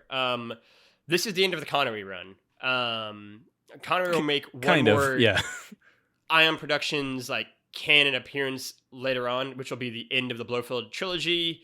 But it is a very different like version of Connery. It is a very different version of Blowfield. It is a very different version of what they were doing with this series at that point in time. Mm-hmm. This is the end of like when people talk about the Connery run, they talk about these 5 movies that we've done. Yeah. And so it's also fun to then look back at like these are the villains people think of. These are the movies and moments, everything. Yeah. Trevor, you were gonna say? I was just gonna say we didn't talk about it a ton, or you kind of talked about like you really like Connery in this, whereas I thought Connery was, I thought he was checked out for a lot of it. You think he looked exhausted? Yeah. Not even exhausted so much as just like didn't want to be there, was like ready for this to be done. Especially like you called out earlier the cool helicopter shot of like him fighting across the top of the docks or whatever. Like that sequence just for me was like a lot of chuckling because of like there's one moment where like he just kind of like does kind of like a running jump and kind of like kicks a knee up in the air, and that's how he takes somebody out. Or he like he literally just throws a stick at people and then runs into a door at some point. It's like, okay. I love that scene. I think I still love that scene. I think it's a cool shot. I think it's a ton of fun. You're on your own on that, but those are all totally valid things to point out. It was another it was a shot that more reinforced how much money they were putting into this movie more than like creativity in Sure. choreography and ideas behind it. Oh, of like, there's no choreography in those fights on the roof because it is just like run across the roof and beat these guys. Go. Yeah. We're gonna get this dope shot. That's totally valid. The shot works for me, so I like it. But that's totally legitimate and fair. But we'll double back to Connery and his run in a second. But first off, Villain's Corner ranking we now have after the end of these first 5 movies is Ark Goldfinger at number 1. Very curious to see where he will fall at the end. Red Grant at number 2. Odd Job at number 3. This version of Ernst, Stavros, Blowfield at number 4. Emilio Largo at number 5. Rosa Club at number 6. And Doctor Note at number 7. I want to reiterate, I think all of these, like, I think Rosa Club is still a great villain, which is a testament to, I think, how good these first few are, before the series starts to kind of repeat itself a little bit in the 70s and 80s. After that, we already did Q-Dub and Little Nelly. Trevor, those music moments, how did you like the music of You Only Live Twice? Yeah, we didn't talk about this at all. So, like, when those violins come in, I'm like, I know I've heard this before. Yeah. Where have I heard this before? And then like I did a quick Google search and I was like, oh, yep, it's totally that Robbie Williams song, Millennium, like he sampled. I was like, yep, that is exactly where I know these violins from. And like I enjoy it. I enjoy that part of it. I enjoy the song and I enjoy, you know, when it kind of comes up as like Nancy background Sinatra throughout the rest of the film. The song itself, I was like another forgettable one that did not like stick with me. If I hear those violins, I will think of Robbie Williams singing Millennium. Then I will think of You Only Live Twice. And part of that is because I also just think the title You Only Live Twice is just bonkers stupid. And I get that like it's from that poem in the book or whatever, but like that doesn't make any appearance in here. And the only time we get You Only Live Twice is Blowfield saying it to Bond, and it's like completely bereft of context. And it's like he says it as if it's like a saying, and it's like it's not a saying though. That is not a thing people say. He said, yes, this is my second life, which again, never explained how they like staged his death or anything like that. He just like they like he just like permission to come aboard. And it's like, but how did any of that work? What? I love it. I think it's cool. Like I like the idea of it. Yeah. I hate the execution of it is the issue that I had there. But yeah, it's like the whole premise of like you only live twice. It's like that is not a thing. But I will say, I meant to like mention this earlier. Are that Bond show font treatment / logo very much a pulled specifically from the logo of this film. Yes, You Only Live Twice with the twice, you know, going up and going down. Hence our show logo going up and going down. I think I like the movie music a lot. Certainly, again, Doctor No doesn't get counted on the list, and For Much Love doesn't really get counted on the list either because it doesn't even have its theme in the opening credits, so we've just been counted since Goldfinger. I like it more than Thunderball and Tom Jones. I mean, right? yeah. So for me, I'm fine with that, yeah. For me, it's a question of whether or not it's better than Goldfinger or not. I was thinking about this earlier today. I think what I like about You Only Live Twice's music is that so often in the Bond themes that they do, they're really bombastic and kind of operatic and over the top. And I think I've always appreciated the fact that You Only Live Twice is like way more chill and like mellow, and like you can just kind of like have that and like hum it to yourself and like not like pass out from singing it like the last 2 Bond themes. And so I always have appreciated it for that. I'm content to, you know, really I'd be fine with it being first or second. If you like Goldfinger more, I'm fine to have it ranked second and Thunderball be third. I have no issues with that. Yeah, I mean, this one didn't do anything for me, and I think Goldfinger is just more of an iconic song. So that's where I would put it. But again, I will defer to the Birthday Boy. But I also want to on the just kind of the opening theme sequence, Mhm. I definitely took a note at some point of like, oh, this is the most blatant like just naked women nipples we're seeing in the silhouettes. At some point, I I was didn't like, notice that. I'm also just I've seen it enough time. I guess yeah, I know yeah, what you're talking about. yeah. Um, It was just yeah, one of they'll those like, get okay, yep, that's just there we go. There's boobies. they will get more explicit. It is going to be coming. Some of the Roger Moore ones, I am honestly shocked that they were able to get away with that. Hmm. Um, Trevor, that takes us to the final review. What did you think of You Only Live Twice? Any final thoughts and final rankings? I mean, yeah, I think it pretty much covered all the elements that I had. Oh, I did. I just looking through one of my notes. When the body is like dumped in the water and like immediately snatched up by scuba divers, I did have a little bit of a PTSD reaction to. I was like, oh no, we're back into doing it over Yeah, reliance I on thought of underwater you when I filming. saw that scene. Yeah. Um, but yeah, overall it was fine.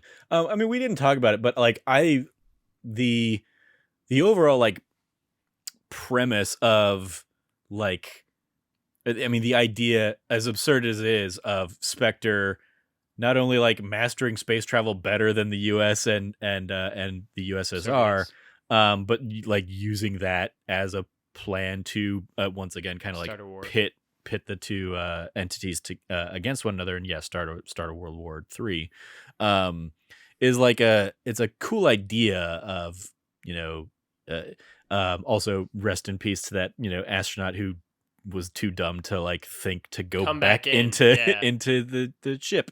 Rip. um but yeah, like I liked that element that Yeah. we did not speak about too much. But yeah, I think like overall this has so many more problems than like positives for me, that I think like in my overall rankings, I I think I put it below Doctor No. Like it's not, Hmm. I didn't hate it as much as I hated Thunderball last week. Sure. Yeah. But like it's like it has a few ideas that are Yeah. cooler than Doctor No, but Mhm. it's also just largely another Doctor No movie with Yeah. some really problematic elements. So I was like, that's it. Yeah, I can't put it over that. In terms of like our kind of like grading it, I give it a like a C graded on a curve of like trying to minimize the impact of the grade of all those problematic elements. Like Mhm. if I were to be like putting this, you know, in a you know spectrum Vacuum. of everything Sure. with all those problematic elements, I'd probably give it like a D or a D minus or something like that. Mhm. But trying to be like, okay, yes, that is one giant problem with this movie, docking the movie a little bit instead of like for each of those, you know, problematic elements Mhm. of it. Yeah, I'll give it a C. I think for me, um, you know, You Only Live Twice is a movie that is so important to my development, right? Like we've talked about. And so important, I think, in terms of like the kind of movies I love and the kind of storytelling I love. I think it is beautifully shot. I do love the music a lot. It's one of my favorite soundtracks of any of the Bond movies. And I think it's one of my favorite locations. The fact that we do just get to like sink into Japan, I've always really loved about it. Um, I think that Blowfield is great, and again, it's the version of Blowfield I think of. I like Connor in this, maybe more than I do in Thunderball. If with the benefit of hindsight, less than I do in Goldfinger. Um, I think it's tough, right? I mean, like this, has been kind of the default answer I'd say for like what is your favorite Bond movie, unquestionably since 2012, and then with 2012 and Skyfall, I would say this or Skyfall, right? It's kind of been the answer I've had for 25 years, basically. Um, and like this is the first time I've had to be like, I don't think this is my favorite Bond movie anymore, right? And like I don't think, I love it like I did, which is tough to say, which sucks, but like is also an element of I think grown and matured, and like you can grow and mature beyond the things that you once loved, right? There is still a lot I like in this movie, but I think with the benefit of being able to watch all these back to back to back, and the benefit of being older now, right, and haven't had that like 5 or 6 year break between watching it, I can say like I don't think this is the best Bond movie we've watched so far, right? Like I think Goldfinger, out of all the movies that we've watched so far, has benefited the most from watching it again. Which is such a cruel, like, ironic twist of the movie that I always talk about is like, oh, this movie is not that great. Like, this movie's like good, but like not great. Like, I don't get why everyone loves it as much, and like why they say it's like the best Bond movie. And then watching it again, I was like, oh, I get it. It's great. I mean, that movie just does like everything it wants to pretty much perfectly. In terms of like the villain, the Bond girl, the locations, like the story. Like I said at the time, I was like, this is Sean Connery like at like the peak of his like physical like prime. I think he just looks the best he's ever going to look in Goldfinger. He looks so good in that movie, I think, and like performs so well, and is like still, he hasn't reached the point of not caring yet, or being burnt out even a little bit, because the series hasn't gotten big enough for him yet. Yeah. On that, I just remembered one of the like in the camp of like why I think he just didn't care and was phoning in elements of this. There's the when he's being made Japanese or whatever, and they kind of do the big old thing of like, oh, they're gonna like wax or shave his chest or whatever, and then like the very next scene you can still see chest hair popping out. And so like he didn't care even enough to bother like doing that, shaving his chest for a handful of scenes at the end of the movie or whatever. It's just like, and then most egregiously when he's in the raft and he's just shirtless again for some reason, and just like big old hairy chest, is just like, okay, like you just didn't care. And like also shame on the director for like having that beat in the movie when you're not gonna bother actually paying it off. It's just like, this is just stupid and pointless. Yeah, and so I think that I do think Goldfinger is the best movie we've seen so far, right? That's still gonna be the top of my rankings. And so then it's a question of like, how far does You Only Live Twice fall for me? And it's interesting. All of the, and it's sort of like an expectation games. Like all the movies I went in with, the higher expectations for, I came out with and was like, that was good or really good, but like not as good as I remember, like as I want it to be, right? Like From Russia with Love and obviously You Only Live Twice. I like remember those being my two favorite of Connery's movies, and I watch them and like From Russia with Love I think is still really good, but like not as great as I remember it being, and this very clearly is not. And so it's a question of like, Goldfinger's still number one for me, which is its own huge like crossing the Rubicon moment for me. And then it's like, do I think From Russia with Love is better than this or not? And it sort of becomes tricky. I think From Russia with Love has moments that maybe consistently averages at a higher rate than this one.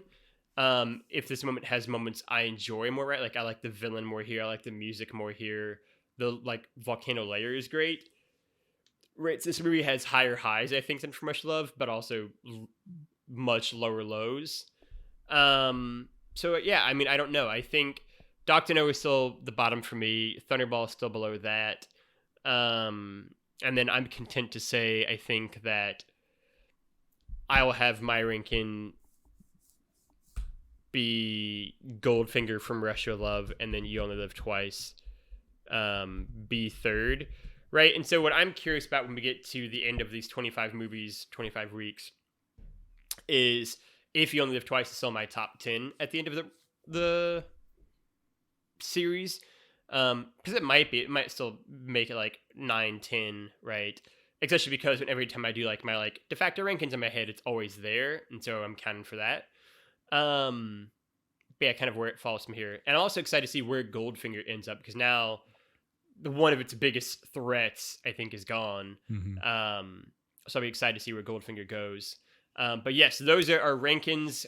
We have diverged yet again. Trevor's, after the end of the first 5 Connery run, has it as Goldfinger, From Russia with Love, Dr. No, You Only Live Twice, and Thunderball are his 5. For me, it is Goldfinger, From Russia with Love, You Only Live Twice, Thunderball, and Dr. No. Trevor, the last thing I wanted to run over before we wrapped up is just kind of talk over what we think of this kind of, the golden run of Connery here, Mm-hmm. these first 5 movies in terms of the films themselves, the performances, and obviously Sean Connery as a Bond, because next week we'll get our first new Bond. So I was thinking about this a lot as I was watching this one, especially the second time through. Um, of these 5 movies, I think especially with Goldfinger, like the Bond formula really starts getting cemented. And what I found myself surprised by was how little the Connery Bond feels like the Bond I was expecting. And I guess like a lot of that is in the like, tuxedo, like classy suit. Like he spends so much of these movies in like, a t-shirt or a short sleeve shirt and like shorts. He's never in a tuxedo. He's never in a tux in this one, in particular. And that was I think one of the things that kind of like locked that in for me. It was like, oh, like he's not the like suave super spy in this one at all, really. And it kind of had me thinking back of like, there have been so many of these where where that is such a small portion of like what his Bond is. And I was like, oh, like he is, it is now putting into context for me of like, oh, I think like my image of Bond is going to be much more based on like the Roger Moore Bond. It is. Knowing very little about the Roger Moore Bond, but just seeing how little of the Sean Connery was like the Bond I think of as Bond. Despite being in like the movies that really start kind of nailing what I expect from a Bond movie, and defining a Bond movie with the gadgets and the plots and the big spectacle set pieces or layers or villains or whatever like that. And so it was interesting of like overall like the run of movies was fine. I had like larger, like I liked the first 3 we had much more than these last 2. And I think like I don't like, you've talked about kind of like Bond being like a petty Bond kind of thing and an arrogant Bond and stuff like that, and I don't think I like that version of Bond. Like the Bond in this one that's like, saying bon appetit after throwing, Hans into the piranhas or something like that. And I think he has like another like one-liner earlier in the film where it's just like, I think that happens like in those his elements. last 2 movies in particular. Yeah. And it's not really there in the first. Exactly. And so I think like it's, so he like, as he became more of the character, I didn't like the direction that he kind of took the character into in these later couple movies. So I think that's kind of my overall Connery thoughts. I'll be very curious just knowing kind of how you've talked about it and just knowing kind of the general like tenor of things, because because it's going to be 4 more movies before we get like a back-to-back Bond performance where we have 2 Roger Moores. That's a good point, because we'll have Honor Majesty Good Service next week, Diamonds Are Forever, Live and Let Die, and then Man with the Golden Gun will be the first one that's a back-to-back movie. So it's gonna be an interesting like vibe of like what we're going to get for I imagine there's going to be a little bit of whiplash over the next few weeks to go from Connery to Lazenby to Connery to Moore. It's going to be interesting to because I've talked to you about this a little bit off air, I think, but even Roger Moore, I think, takes a couple movies to kind of really get his foot in set straight. So even there, you can kind of see his kind of slow evolution as well.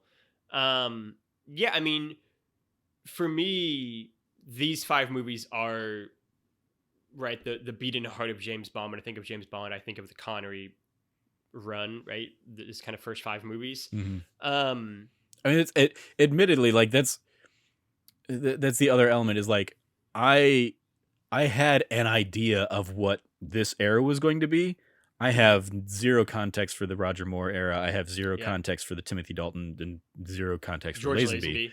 Yeah. Um, because like I had seen clips here and there of And you've Connery seen Austin Bond, Powers, which and I've parodies seen this exactly. particular I've seen era. Austin Powers, yeah. And then my Bond knowledge is blank until we get to GoldenEye. Really. So yeah, it's gonna be very interesting next, couple of months Yeah. doing this show of like, okay, especially with the added layer of like how you've kind of talked about it of like, yeah, this being the golden era of Bond. And I'm like, okay, so now I'm in for like a potentially rough few months until I get to like the next one I know I liked a lot, GoldenEye, and that's going to be like, how does GoldenEye hold up? And everything else until Great. then is going to be like, oh, we'll see how this all plays out. Yeah, it's gonna be really interesting. I think this and the movie next week, I think are what most people would say are the first 6 movies.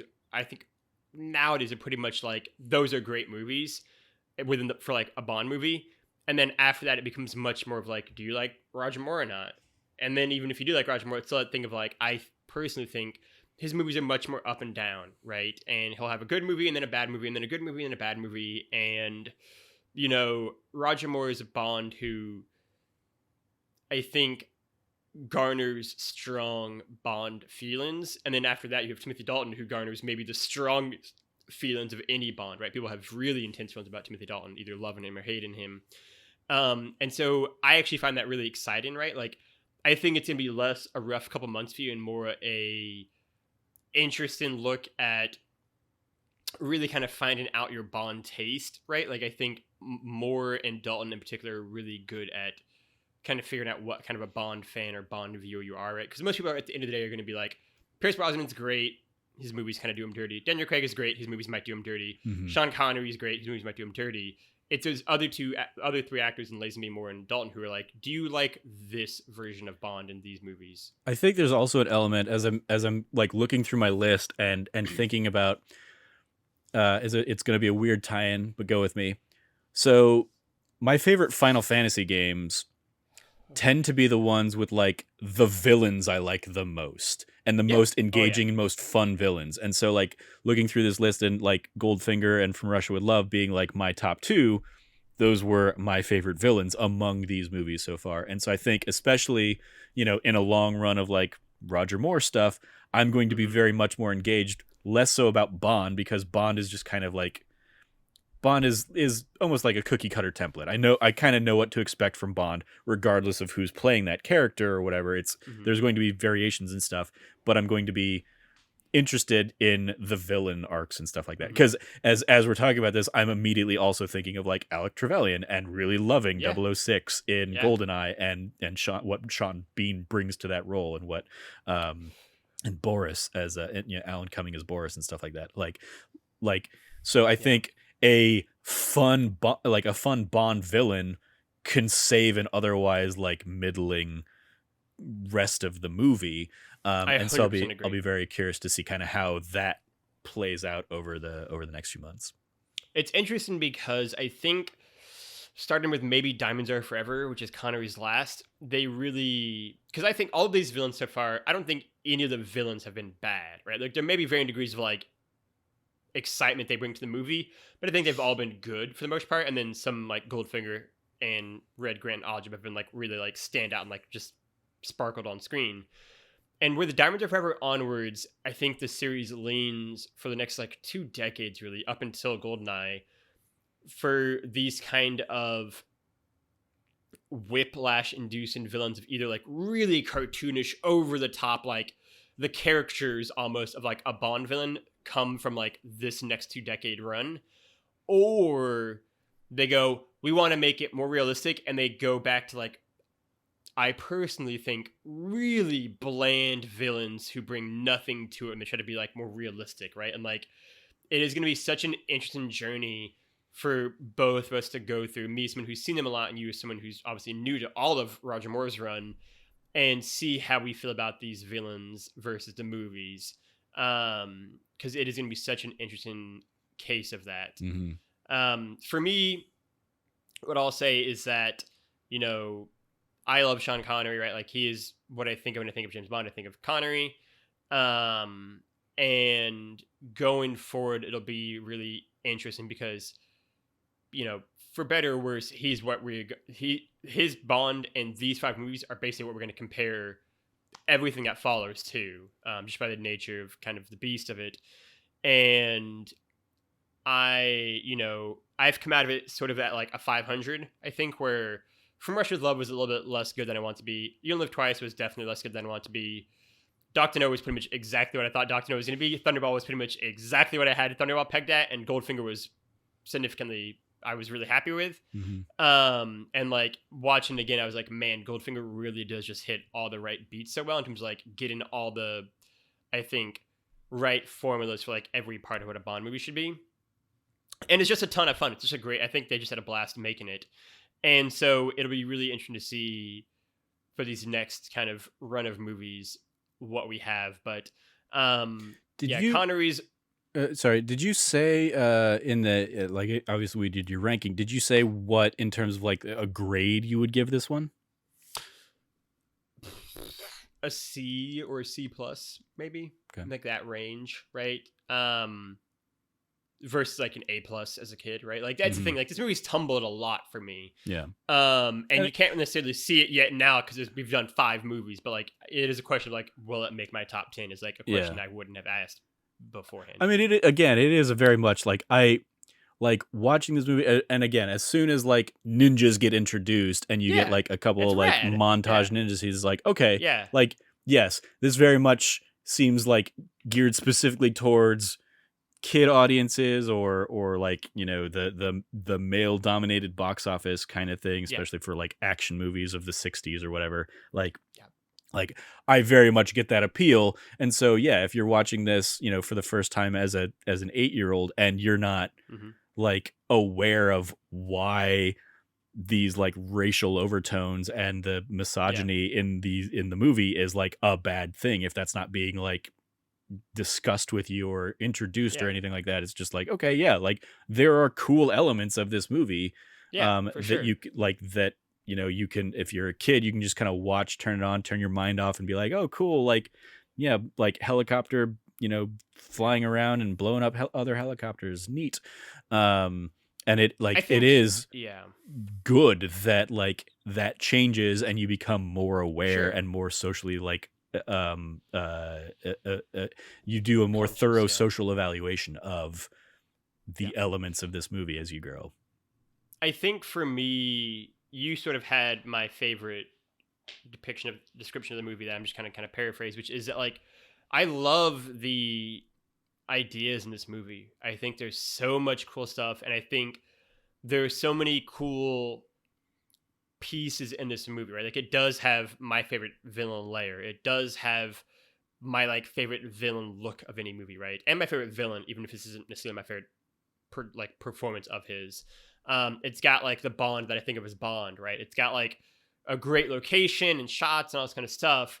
It's just none of it is really the way I want to be on the execution front of it, right? Like the writing I think is bad. I think it's just not a good script. I think that it's my favorite look of Blowfield, but not my favorite Blowfield performance. It's my favorite Bond, but not my favorite Bond performance from him. I think it's got like all these things that like have so much potential, right? So much great ideas, and then just the execution of all of them is just like not there. And I get why. And then the good stuff I think I look at now and I'm like, it's not as good as I want it to be. And then the bad stuff is like I'm much more socially conscious of, and I'm much more just grown up from, right? Like I'm not 7 years old and 6 years old and sitting on like the carpeted floor of my Florida home watching this. I'm 30 years old now watching this, right? Or 29 technically. I watched last night, right? So like I've also matured and grown up and especially like knowing that you like watch this with Shravia and like having had conversations with you of like watching Temple of Doom with Shravia and like having to like absolutely reevaluate and be like, oh, this has really problematic elements when watching that with somebody who has never seen this stuff and is like experiencing it for the first time in 2022 it was wild. It was interesting. I mean, we've both mentioned it already, but like because the movie opens with the U.S. space shuttle getting launched, and then like it getting swallowed by a Spectre thing, and then cuts down to the Bond in Hong Kong, and so you have like the first like few minutes, are like, all right, there's a space scene, it's cool enough, like I'm here for it, sure, and then it cuts to Bond just like throwing away a racist line, and yeah, like Shrabi was like kind of like lounging on the couch sideways and like perked up erect when Bond spoke, and she's like, what did he say? And I was like, you're in for a treat. Like it's just really gonna be. I want to say it's gonna be all uphill from here, but it's not necessarily gonna be, right. Like, and immediately like being like, oh right, like this movie's racist, all right. Like and like having like obviously understood that and knew that before, but like you're obviously viewing it through a different lens now, I think, than I would in like 2012, even right when I watched this as a 20-year-old 10 years ago. Yeah, and so that's really the unfortunate thing, but yeah, that's Connery is, I think, still great when he's on, right, in the first three movies in particular. And yeah, I'm excited for where we will go next when we do On Her Majesty's Secret Service, which is I'm very, very excited to discuss with you. But thank you for watching. That is the show. If you like what you saw, heard, watched, you can go over to youtube.com/thatnerdysite where you would already be and hit that subscribe button. Like this video, leave a comment, tell us what you think of You Only Live Twice, tell us if you think we're being too hard on the movie. I would love to hear your thoughts on this one in particular. You can also go over to thatnerdysite.com and check out all of my written reviews of the Bond movies as well, and see kind of my written more, I guess I can't say more in-depth, my more brief, I suppose, thoughts on these films as well. That will be going live over at thatnerdysite.com. And then you can also go check out all of us on Twitter. You can go find Trevor at Trevor J. Starkey on the internet. Trevor, anything you want to plug? I was just gonna plug the companion piece reviews. Obviously, like we're recording these, in advance and stuff. But having read and edited a couple of Logan's early ones, I think they serve as like nice companions to the conversation that we have. Thank you. So yeah, go check those out over at thatnerdysite.com. I appreciate that. Thank you. You can go find me at LeftyLogie, at LeftyLogie, LOGGY. I will, of course, echo that. I think they're a lot of fun. And, I get to kind of incorporate silly things like the Felix Leiter watch every time he makes an appearance in the series and kind of rank his actors, as well as kind of going over the gadgets and gizmos and whatnots. Yeah, it's a ton of fun. I love going through and talking Bond, even when it's bad. Like I said earlier, I think if you really love something, you're also aware of the parts of it that aren't good, and can speak openly about that and what needs to be corrected, as I've tried to do, I think, with You Only Live Twice, which, like I've said, is a movie that I really loved growing up. Yeah, you can go find me at LeftyLogie. I will also give a shout out to all of the Game of the Year content that is already live as we record, or this episode goes live, not as we record it. But go check out all of that Game of the Year content that we will have go live, as well as the end of the year stuff. And then you can go find That Nerdy Site at That Nerdy Site all across the internet. For myself, for Trevor, for all of us here at That Bond Show, we will see you next week with On Her Majesty's Secret Service.